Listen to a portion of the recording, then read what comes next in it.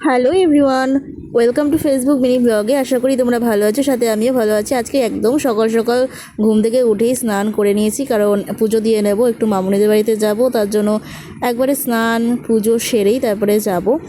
তো এই দেখো, আমার পুজো দেওয়াও হয়ে গেছে, পুরো কমপ্লিট। আর এখন আমি রেডি হয়ে নিয়েছি ওই বাড়িতে যাওয়ার জন্য। আর এখানে গিয়ে কী কী খাওয়া দাওয়া হচ্ছে সবটাই তোমাদের সাথে শেয়ার করব। তো এই যে একটু ভিডিও ক্লিক নিয়ে নিয়েছিলাম আমার। আর এই যে সকালে পরোটা আর হচ্ছে আলুর তরকারি করেছি, সরি আলুর তরকারি নয়, আলু ভাজা ছিল। সকালের খাওয়া দাওয়া কমপ্লিটের পরে এখানে ভাত চাপিয়ে দিয়েছি, আর সাথে আজকে ভোলা মাছ আর কাতলা মাছ হচ্ছে। তো আর সাথে ভাজাভুজি হয়েছিল।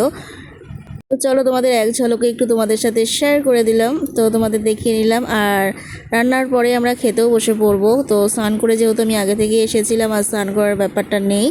আর এখন খেতে বসে পড়েছে। আর হ্যাঁ, কুমড়ো পাতার বড়া খেতে খুব ভালোবাসে ও, তো তার জন্য করেছিল, মানে আমাদের সবার জন্যই করেছিল।